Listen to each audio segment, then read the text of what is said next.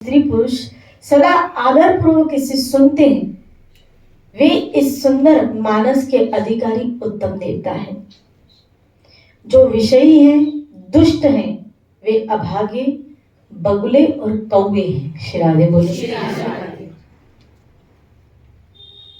वे इस मानस के कभी नजदीक नहीं आएंगे। श्री राधे बोले। यानी ऐसे लोग कभी सत्संग में, ऐसे लोग कभी भगवान की कथा सुनने जिनके पास श्रद्धा रूपी राग या संतों का संग नहीं है। एक तो उसके अंदर क्या होनी चाहिए? श्रद्धा।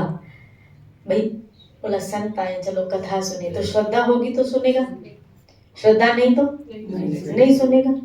फिर यहाँ आया संतों का साथ नहीं है, वो संतों के संग में नहीं है।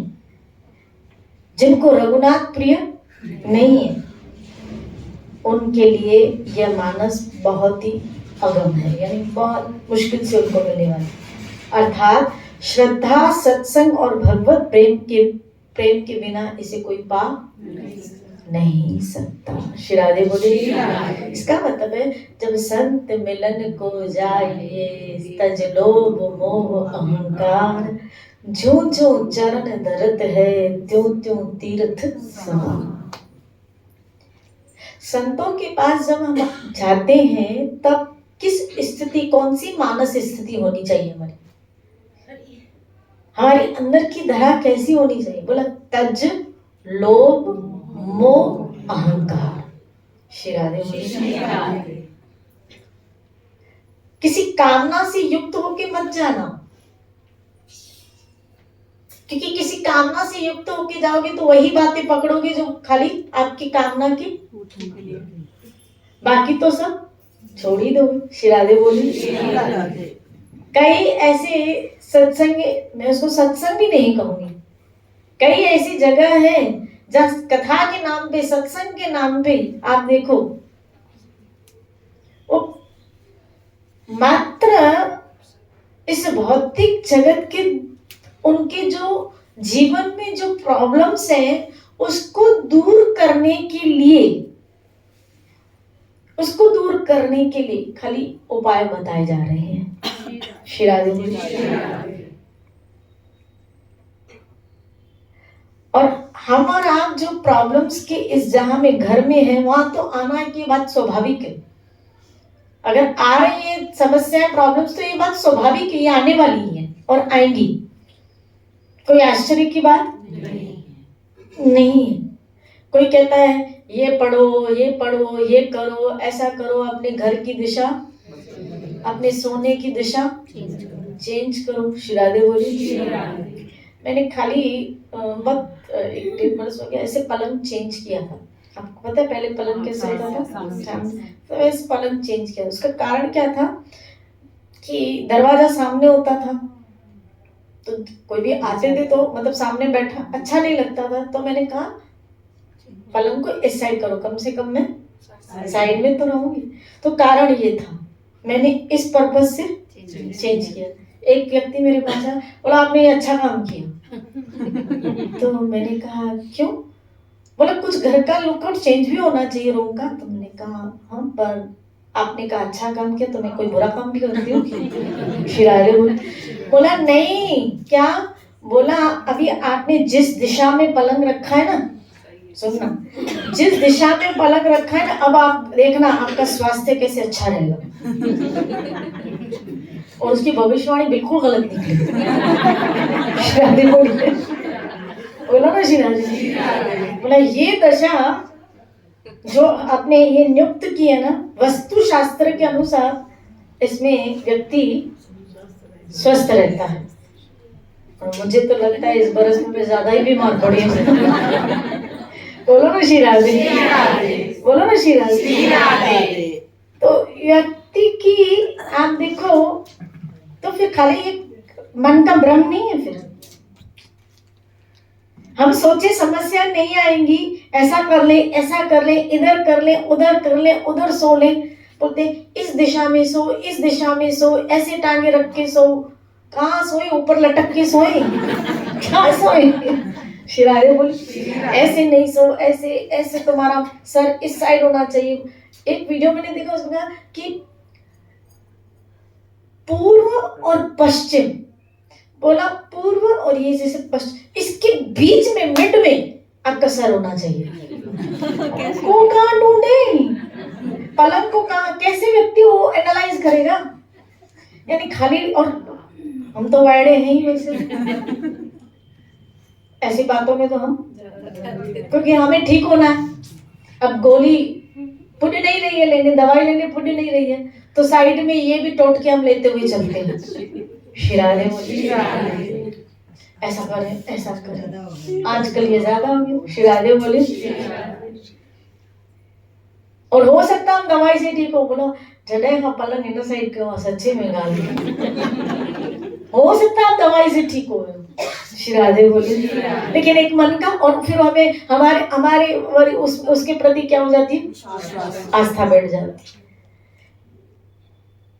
वो किसी शायर की एक शायरी कहता है क्या, कोई ये न था तो और था, कोई ये न था तो और था, बस और क्या था, मुझे हर हाल में खाली रोना ही। ये ना होता तो कुछ और दुख हो तो गम होना था, मुझे तो हर हाल में बस, मुझे तो बस हर हाल में। शिराधे बोली, ये गम नहीं तो और होगा।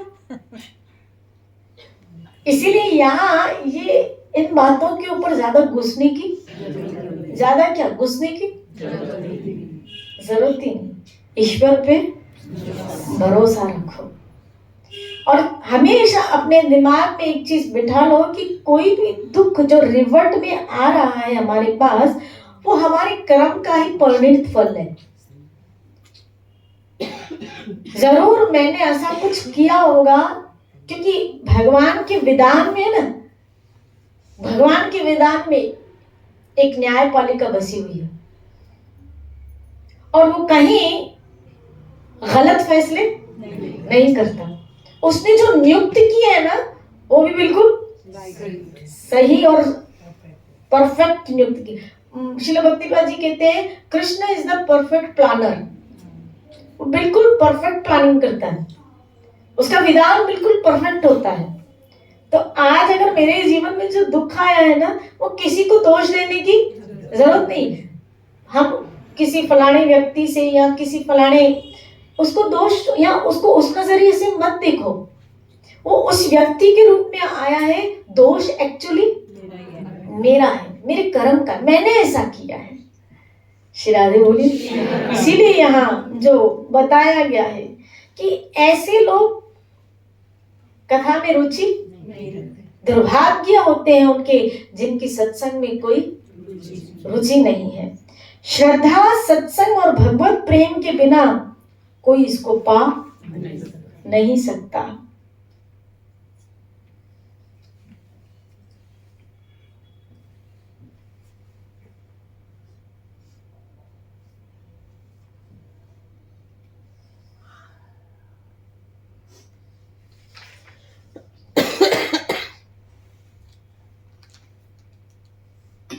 यहाँ इन्होंने अलग अलग प्रसंग लिए हैं, कोई मतलब जैसे भगवान के विवाह का प्रसंग, शिव पार्वती के विवाह का प्रसंग, और उसको एक कंपैरिजन किया है। जैसे भगवान के राज तिलक जो मंगल गान है, वही मानो पर्व के समय इस नदी पर, यानी ये जो उन्होंने थीम रखी है तुलसीदास जी ने, एक घाट, मानस कैसा है, जैसे एक घाट है नदी का, तो उस घाट पे पक्षी भी हैं, नदी की लहर भी है, किनारा भी है, पेड़ पौधे वृक्ष आदि भी है, बगुले भी हैं। शिराधे बोली। तो ऐसे भगवान की प्रत्येक, जैसे इन्होंने कहा रामचंद्र का राज तिलक, ये कैसे, जैसे नदी पर यात्रियों का जैसे समूह कोई इकट्ठा हुआ हो। शिराधे बोली। तो हर एक पर्व को या हर एक घटना को इन्होंने इस घाट के साथ क्या किया, कनेक्ट किया। शिराधे बोली। हर एक घाट का, मतलब हर एक लीला का, एक एक छोटी छोटी लीला का जो मुख्य मुख्य है उन्होंने इसमें उसके साथ कनेक्ट कर लिया है। यह कीर्ति रूपिणी नदी 6 ऋतुओं में सुंदर है, सभी समय यह सुहावनी लगती है, अत्यंत पवित्र है, और शिव पार्वती का विवाह तो हेमंत ऋतु है। श्री राधे बोलिए। यानी देखो कितना सुंदर इस कवि की अर्थात तुलसीदास जी की सोच है कि किस तरह प्रत्येक चीज को, जैसे इन्होंने एक जगह लिखा, तुलसीदास जी लिखते हैं जब प्रभु श्री रामचंद्र वाटिका में आते हैं फूल चुनने के लिए, तो उस वक्त उनके जानकी के साथ दर्शन होते हैं, जानकी उनको देखती है। बहुत सुंदर वर्णन आया तुलसीदास जी इसमें लिखते हैं क्या कि जानकी जी को और उनकी सखियों को पायल पहनी हुई थी, लेकिन बोला मैं जानकी जी की सुंदरता किससे वर्णन करूं भाई, इस दुनिया में ऐसी कौन सी चीज है जिसके साथ मैं जानकी की सुंदरता का वर्णन करूं। तो बोला इस दुनिया में सबसे सुंदर क्या है, बोला चांद। भाई वो आपने गाना भी सुनेंगे, कोई गाना तो बताओ जो चांदनी हो तुम, ऐसा कुछ आया था नहीं, चांद मेरा दिल चांदनी हो, हाँ चांद ने पूछा, मैंने पूछा चांद, श्री राधे बोल। तो सुंदरता का जो कंपेयर किया जाता है वो बोला चांद से। तो तुलसीदास जी लिखते हैं कि मैं कैसे कह दूं कि जानकी की सुंदरता एक लौकिक चांद के साथ भी कैसे कंपेयर करूं, क्योंकि मेरी बुद्धि तो वहां तक ही जा रही है, लेकिन मैंने उसमें भी दाग ही तो देखे। तो जानकी की सुंदरता, बोला मेरी बुद्धि तो खाली वहां तक जा रही है, लेकिन जानकी की सुंदरता इससे भी कहीं, इसलिए मेरे पास इस लौकिक जगत में ऐसी कोई चीज है ही नहीं जिसके साथ में जानकी की सुंदरता का, ऐसे दोहों में उन्होंने बहुत सारी वर्णन किया है। श्री राधे बोले। तो ये एक कवि की संपूर्ण, उसकी कविता से पता चलता है, एक कवि की उसकी कविता से पता चलता है कि क्योंकि एक कवि है ना, जब शब्दों का चुनाव करता है ना, बड़ा सोच समझ के करता है। श्री राधे बोले। राइटर कुछ भी लिख लेगा, ये लिखना है थीम, लेकिन एक कवि जब शब्दों का चुनाव करता है ना, और एक थीम वाइज, आप देखो जो चौपाई है, अगर एक शब्द जैसे सती शिरोमणि सिय गुण गाथा, सोई गुण अमल अनुपम पाथा, तो ये गाथा और पाथा मैचअप होना चाहिए, और ऐसे एक नहीं पूरी रामायण, श्री राधे बोलिए, पूरी रामायण पूरी। तो आप सोचो कितने बड़े कवि होंगे तुलसीदास जी, और कैसा भागवतीय चरित्र, प्रभु श्री रामचंद्र जी का चरित्र कविता के रूप में प्रेजेंट किया। वाह, श्री राधे बोलिए।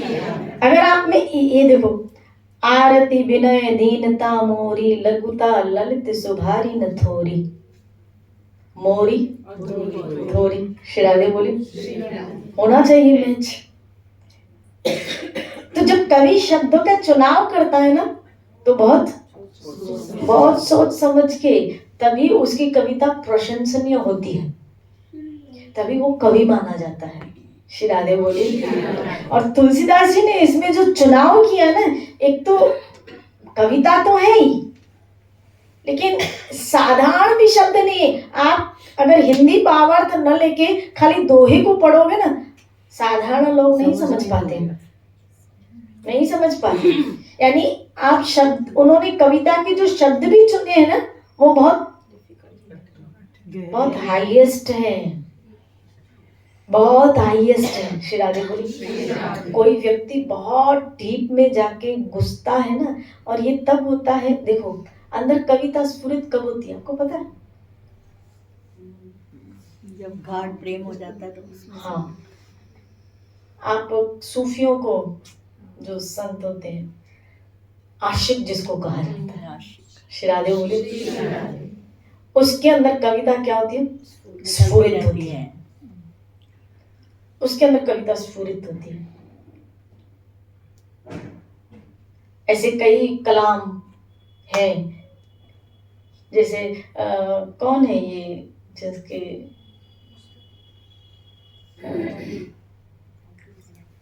अब्दुल कलाम, श्री राधे बोले, साइंटिस्ट श्री राधे बोले, हो गए। खुसरो हो गए, श्री राधे बोले, बुल्ले शाह हो गए, श्री राधे बोले, बहुत बड़े बुल्ले शाह के जो बहुत उनकी जो अभी इसमें मैं किसके सुनती थी, मेरे दिमाग से गाने वो उनके गालिब के आपने सुने होंगे, श्री राधे बहुत गालिब के बहुत सुंदर सुंदर उसके। तो जो आशिक होते हैं ना, वो आपने गाना सुना होगा, मैं शायर मगर जब से देखा शायरी आ गई, श्री राधे बोली, मैं आशिक जब से देखा आशिकी आ गई, शायरी आ जाती है, अपने आप स्फुरित हो जाती है। उसकी सुंदरता को जिसने देखा ना, स्फुटित होती है। जैसे कली कैसे फूटती है, फूल का रूप लेती है, ऐसे अंदर से शायरियां फूटती है। जिसके अंदर से शायरी फूटे ना, समझ लेना ये आशिक है, श्री राधे बोले। अब हो सकता है ये लौकिक हो, लौकिक आशिक के अंदर भी एक शायरी होती है, श्री राधे बोले, हो सकता है ऐसा भी, लेकिन लगनी चाहिए। ये अल्लू चल्लू जो कहते हैं आई लव यू खाली, उनको यही शायरी आती है, खाली आई लव यू बोलना। श्री राधे बोली, एक ही शायरी आती है, श्री राधे बोली। रोमांस का लव थोड़ी होता है, वो तो छुट्टी लगी साइडी भगी जड़ी बात हो जाती है, श्री राधे बोली। और जब कोई किसी पे घायल हो, फिदा हो जाता है भाई, कोई कभी हम किसी की चुरा के बोले वो मजा नहीं है, ये जब अंदर फूटती है और फिर वो शब्द जुड़ते जाते हैं, उसका दर्द ही उसके शब्द बन जाते हैं, उसके दर्द ही उसके शब्द बन जाते हैं। श्री राधे बोले, जब उससे जैसे कबीर को लगी दोहे बन गए, मीरा को लगी पद बन गए, वो जो बोलती थी क्या बन जाता था, पद बन जाता था, अपने आप बन जाते थे। सूरदास को लगी, आप देखो पढ़ो उनके, श्री राधे बोली। नरसिंह मेहता को लगी, जिनको लगी वो लिखता गया, बनते वो जो बोलते हैं। अभी हमारे बीच में वो नहीं है, लेकिन आपने उनके भजन तो सुने होंगे, श्री विनोद अग्रवाल जी। वो भी एक बहुत बड़े शायर। आप देखो वो जो बोलते थे क्या बनती जाती थी, जैसे बनती जाती थी, बोलते थे और बनती जाती थी। श्री राधे। कभी आप उनके ऐसे वो भजन, कुछ वो कवियों के भजन थे, जैसे जहाँ ले चलोगे, ये कवियों के भजन उन्होंने वहां से लिए, लेकिन कुछ ऐसे उनके भजन जैसे ऐसे लगता था कि वो श्री कृष्ण के साथ वार्तालाप कर रहे हैं, डिबेट हो रही है, और तुरंत लगेज जवाब आ रहा है, वो शायरियां बनती जाती है। श्री राधे। वहां सोचना नहीं पड़ता कि अब मैं इसका जवाब क्या दूं, वो शायरी के रूप में जवाब आ जाता है। श्री राधे बोली, बस जिसको खाली लग जाए, जिनको लग जाती है वो कवि बन जाते हैं। श्री राधे बोली, तुलसीदास जी को लग गई, इसीलिए। नहीं तो इन्होंने पहले जो संकल्प किया था रामायण लिखने का, आपको पता है तुलसीदास जी ने पहले संस्कृत में लिखी थी, लिख रहे थे संस्कृत में, लेकिन फिर इनको आज्ञा हुई कि संस्कृत नहीं तुम हिंदी में हिंदी में लिखो, दोहों के रूप में। इनको ये आज्ञा हुई। श्री राधे बोली।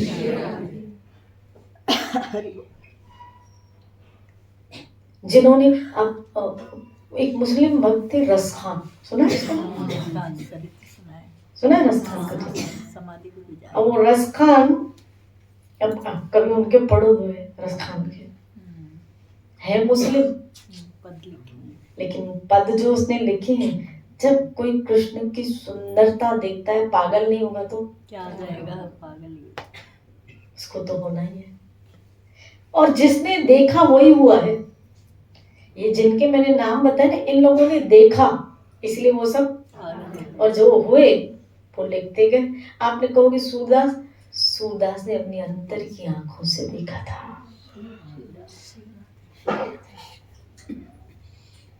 अंतर की आंखों से देखा। श्री राधे बोली। और आपको पता है सूरदास जब बोलते थे तो लिखता कौन था? कृष्ण स्वयं लिखते थे, श्री राधे। क्योंकि सूरदास को तो आंखें थी नहीं, तो जब सूरदास बोलते थे ना उस वक्त लिखता कौन था? कृष्ण लिखते थे। श्री राधे बोली। और एंड में तो कुछ दोहे कृष्ण ने स्वयं से लिखे, कंप्लीट किया था जो उसको बुक को, तो कुछ दोहे तो कृष्ण ने खुद से ऐड करके लिखे। एक्चुअल देखा जाए भगवान ही इन भक्तों के रूप में नाना प्रकार के क्या अपने भक्त और भगवान के बीच में प्रेम को प्रकट करते हुए आनंद लेता है। जैसे मैं सुबह सत्संग में कह रही थी ना कि उस मालिक ने ये सब खिलौने बनाए अपने आनंद के लिए, खेलने के लिए, अपने खेलने के लिए। हम सबको अपने खेलने के लिए बनाए, हम उसके लिए बने हैं। अलग बात है हम भूल गए और हम पता नहीं अब किस किस के हो गए, लेकिन उस मालिक ने हमको अपने लिए बनाया था। श्री राधा राधा। अपने लिए बनाया था हमें। ठाकुर जी ने बनाया किसके लिए? अपने लिए। अपने लिए बनाया। जैसे हम छोटे थे ना तो मट्टी के खिलौने बनाते थे, किसके लिए? अपने लिए बना, और हम खुद खेलते थे। ऐसे उस मालिक ने ये खिलौने और उसमें जान भी अपनी डाली, आत्मा रूपी, अपने लिए ही बना था, मुझे आनंद देंगे, तभी तो कहा जो कर रहे हो मुझे अर्पण करो। लेकिन गलती हमसे क्या हुई? बनाया था हमें अपने लिए और हम अपने लिए जी रहे हैं, अपने भोगों के लिए, अपने सुख के लिए, अपने आनंद के लिए, अपने लिए जी रहे। बनाया गया था उसके लिए, लेकिन हम जी रहे अपने लिए, सोच रहे अपने लिए, जी रहे अपने लिए, अपने सुख के लिए, अपनी सुविधाओं के लिए। और भक्त भगवान के लिए जीता है, सोचता भगवान के लिए, ईश्वर की सुविधा देखता है पहले, तुझे सुख मिले। श्री राधे बोली। जब ये बात समझ में आ जाएगी ना कि मैं उसका खिलौना हूं, तो मैं उसको आनंद दूं, मैं तो उसके हाथ की मैं उसको आनंद दूं, तो फिर भगवान उस भक्त के द्वारा ये कार्य करवाते हैं। ये भक्त सब जान गए कि हम उसके खिलौने, तो फिर इन्हीं भक्तों के द्वारा, हे अर्जुन तू तो निमित्त मात्र है, करूंगा मैं ही, लेकिन मोहरा तुझे बनाऊंगा। मोहरा अर्जुन को बनाया, लेकिन किया तो बस ये सब जो भगवान भक्त मोहरे होते हैं उसके, लेकिन एक्चुअल तो वही है, वो करता है। श्री राधे बोली। क्यों ऐसा क्यों करता है? क्योंकि वो अपने भक्त से बहुत प्यार करता है और चाहता है समाज में उसका नाम हो। उसकी भक्त चाहता है मेरे ठाकुर की वाहवाही हो, महिमा, और भगवान चाहता है मेरे भक्त की महिमा। ये क्रेडिट खाली अर्जुन को देने के लिए भगवान ने किया ना, कि अर्जुन को क्रेडिट मिले। क्यों? क्योंकि अर्जुन चाह रहा था क्या कि भगवान मेरे पक्ष में, तो क्रेडिट भगवान दे, तो अब भगवान सोच रहे थे क्रेडिट अर्जुन। श्री राधे बोली। तो जब भगवान भक्त को क्रेडिट देना चाहता है तो उनसे कुछ ना कुछ, जैसे तुलसीदास जी से कार्य करवा, लेकिन एक्चुअल अंदर जो स्फूर्ति होती है, स्फूर्णा होती है, वो देने वाला कृष्ण है। जैसे ये माइक है, इसमें अपने में जान है? खुद में इसमें जान है? तो इसमें आवाज कैसे आ रही है? लाइट से कनेक्ट है, कनेक्शन कनेक्शन है। और जब तक मैं ना बोलूं तो? चलो कनेक्ट भी है और मैं ना बोलूं तो आवाज नहीं है। तो इस माइक की वैल्यू या माइक में से जो आवाज आ रही है इसकी वैल्यू किसकी वजह से? आपकी आवाज की वजह से। मैं बोल रही हूँ तो, नहीं तो इस माइक की तो कोई वैल्यू नहीं। शिरादे बोल, उसकी वजह से ही इस माइक की वैल्यू है। बस भक्त के पीछे जो पूरा काम करता है ना वो भगवान ही है। वो उस माइक की तरह होते हैं, ये इस माइक की तरह होते हैं। शिरादे बोले, ऐसे बन जाते हैं वो। इसलिए भगवान उनके शरीर का सहारा लेके या उनको आगे रख के करते आप ही हैं। खुद हैं। और नाम किसका करते? बोला माइक में से आवाज आ रही है। बोला किससे आवाज आ रही है? लेकिन एक्चुअल वही बोल रहे हैं। आवाज मेरी है, आवाज मेरी है। लेकिन आप क्या बोलोगे? बोला माइक में से आवाज आ रही है। शिरादे बोलिए। तो इसी तरह एक्चुअल मेरा ठाकुर कर रहा है। शिरादे बोलिए। लेकिन फ्रंट फेस में वो किसको रखता है? भक्त को रखता है। और भक्त कैसा हो? जिसने अपने आप को उसके आगे डाल दिया कि मैं उसका खिलौना हूँ और मैं उसके आनंद के लिए हूँ। मैं उसको आनंद दूंगा और उसके आनंद के लिए वो सब करता है। शिरादे बोले। इसीलिए इसी तरह तुलसीदास जी के अंदर ये जो स्फूर्णा हो रही है, अब कितनी सुंदर स्फूर्णा है। आप देखो तो करी एक एक शब्द का जो चुनाव किया गया है, एक दोहे में जो चुनाव किया गया है, एक साधारण व्यक्ति की या कवि के बस की बात नहीं है जो इस तरह वो। और इतने दोहे, टीकाण में इतने दोहे, व्यक्ति सोचो थी कितनों सोचो, कितने कितने सोचे अपन। शिरादे बोली भाई एक स्टोरी लिखना अलग बात है, एक स्टोरी लिखना अलग बात है, लेकिन ये अलग बात है। तो ही एक एक शब्द का आप सोचो जरा, कोई आसान। आपको पता है इनको कितने बरस लगे थे? मैंने बताया था तुलसीदास जी के चरित्र में, आपको याद हो, रामायण को लिखने में इनको कितने बरस लगे थे? 12 बरस। जैसे ऐसा बढ़िया से 12 बरस।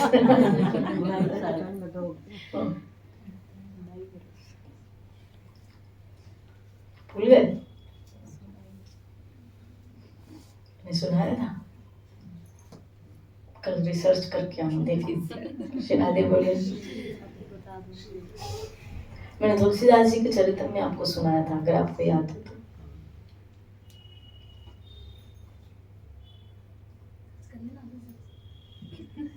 शिरादे बोले, सब ढिला डब्बा में।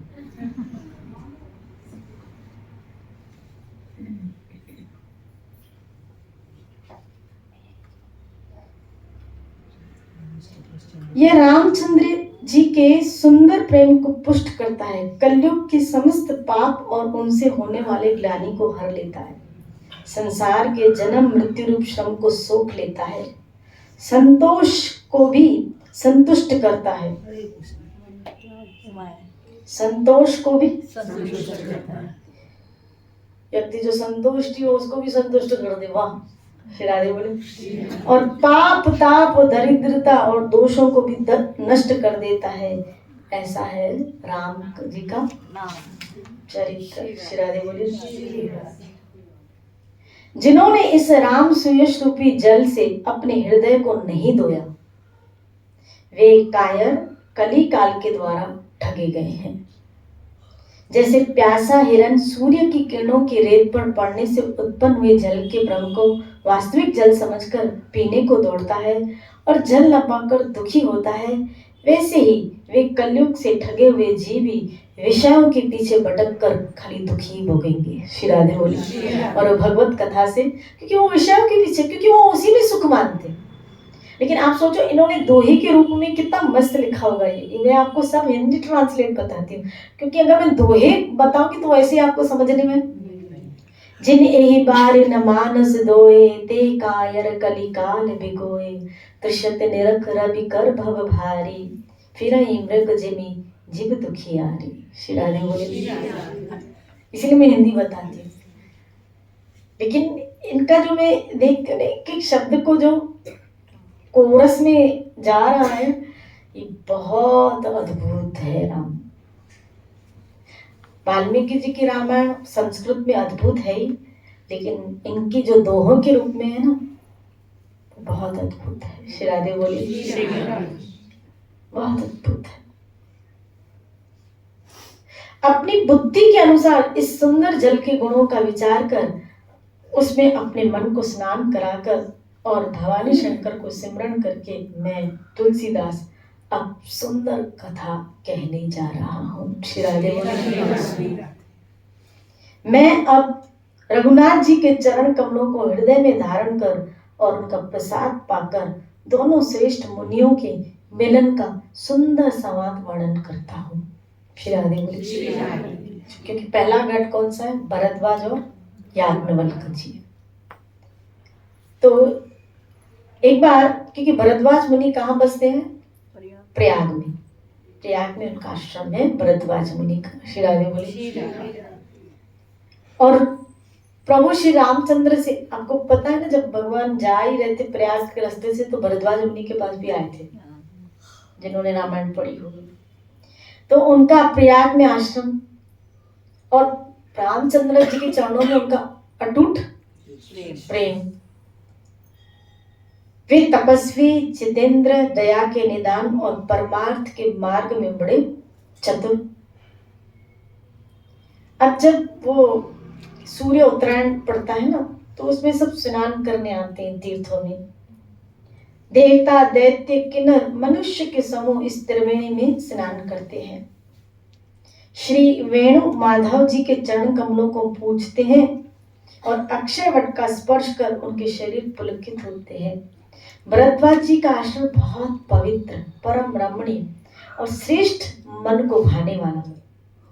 तीर्थराज प्रयाग में जो स्नान करते हैं और उन ऋषि मुनियों का समाज वहां जब जुटता है, प्रातः काल जब उत्साह पूर्वक स्नान करते हैं, फिर परस्पर आपस में भगवान की कथाएं चलती रहती है। श्री राधे बोले। यानी जब प्रयाग में ऐसे मकर लगता है, संक्रांत लगती है, तो कई ऋषि मुनि आते हैं और वहां उस घाट में वो स्नान करते हैं। तब भरद्वाज मुनि के आश्रम में क्या होता था कि संतों की जैसे एक सभा लगती थी, और जब संतों की एक सभा झुंड के झुंड आते थे और वहां आपस में मिलकर वो क्या करते थे? परस्परम बोधयंती गायंती। मेरे भक्त जब आपस में मिलते हैं तो मेरे विषय ही बातें करते हैं। श्री राधे बोले। तो सामने वाला भक्त है, टीम कैसे पता चले कि इनके बीच में देखना चर्चा क्या हो रही है? अगर हरी चर्चा हो रही है तो समझ लेना ये भक्त है। श्री राधे बोले। एक भक्त के बहुत सुंदर उन्होंने कहा, जो मुझे अच्छा लगा, बोला कोई कितना कृष्ण की शरण में है कैसे पता चले? कोई कितना कृष्ण की शरण में कैसे पता चले? बोला वो कितनी देर कृष्ण के लिए बोल रहा है। सीधा सीधा वो कितनी देर कृष्ण के लिए बोल रहा है, तो देख लेना। श्री राधे बोले। संसार के लिए कितना और कृष्ण के लिए देखो कितना बोलता है। और जिनके जीवन में सिर्फ कृष्ण के लिए बोलना, क्योंकि जो जिससे प्यार करता है वो उसी की बातें करता है। और ये संत महापुरुष उससे प्यार करते हैं, इसीलिए वो उसी की बातें करते हैं। और जो भगवान से प्यार करता है वो उन संतों से इसलिए स्नेह करते हैं, क्यों? क्योंकि वो भगवान की बातें सुनना चाहते हैं। जिनको भगवान की बातें सुननी होती है वही संतों के पास जाते हैं। श्री राधे बोले। सब लोगों का यहाँ आना नहीं होगा। तो अब भरद्वाज मुनि के पास संतों का समूह आया है और आपस में क्या चल रही है? हरि कथा। इतने में कौन आए? याज्ञवल्क मुनि उसमें। और याज्ञवल्क मुनि कुछ प्रश्न रख रहे हैं भरद्वाज मुनि से। वो क्या, वो कल चर्चा करते हैं। कुछ प्रश्न रख रहे हैं और उन प्रश्नों के उत्तर में क्या वो जवाब दे रहे हैं, वो कल चर्चा करेंगे कि अब याज्ञवल्क्य मुनि और भरद्वाज मुनि का क्या हुआ है, संवाद मिलन हुआ है। इसी चर्चा कर लेते हुए कल फिर मिलते हैं हरि कथा के साथ। श्याम सुंदर तेरी आरती